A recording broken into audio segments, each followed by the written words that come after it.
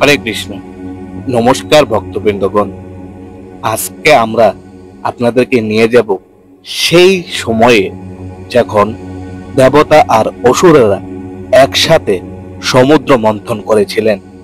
অমৃতের আশায় শুরু হওয়া সেই মন্থনে উঠে এসেছিল এমন এক ভয়ঙ্কর বিষ, যা মুহূর্তে ধ্বংস করে দিতে পারে পুরো সৃষ্টিকে। আর তখনই এই বিশ্ব রক্ষার জন্য এগিয়ে আসেন দেবাদিদেব মহাদেব, হয়ে ওঠেন নীলকণ্ঠ। শুনতে থাকুন এই পূর্ণ কথা। আর আমাদের চ্যানেলে নতুন হলে দয়া করে চ্যানেলটিকে সাবস্ক্রাইব করে আমাদের পাশে থেকে আমাদেরকে সমর্থন করবেন, যাতে আমরা আরো ভগবানের লীলার কথা আপনাদের সামনে নিয়ে আসতে পারি। প্রাচীনকালে দেবতা ও অসুররা চেয়েছিলেন অমৃত লাভ করতে। এই জন্য তারা মিলিত হলো এবং শুরু হলো ক্ষীর সাগরে মন্থন। মন্দার পর্বতকে মন্থনের দণ্ড আর বাসুকী নাগকে দড়ি বানানো হলো। দেবতা এক পাশে, অসুর অন্য পাশে টানতে লাগলো। একের পর এক অদ্ভুত জিনিস উঠতে লাগলো সমুদ্র থেকে। রত্ন, দেবী লক্ষ্মী, ঐরাবত, চন্দ্র, এমনকি কৌশিকী রমণীয়।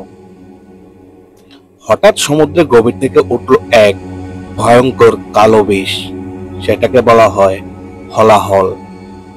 এতই ভয়ঙ্কর ছিল যে তার ধোঁয়া ছড়িয়ে পড়তে দেবতা, অসুর সবাই শ্বাস নিতে পারছিলেন না। সবাই দুর্বল হতে শুরু করলো। পাহাড় পর্বত কাঁপতে লাগলো, আকাশে কালো মেঘ ঢেকে গেল। ভয় ছড়িয়ে পড়লো। এই বিষ ছড়িয়ে পড়লো, 3 লোকেই ধ্বংস হয়ে যাবে।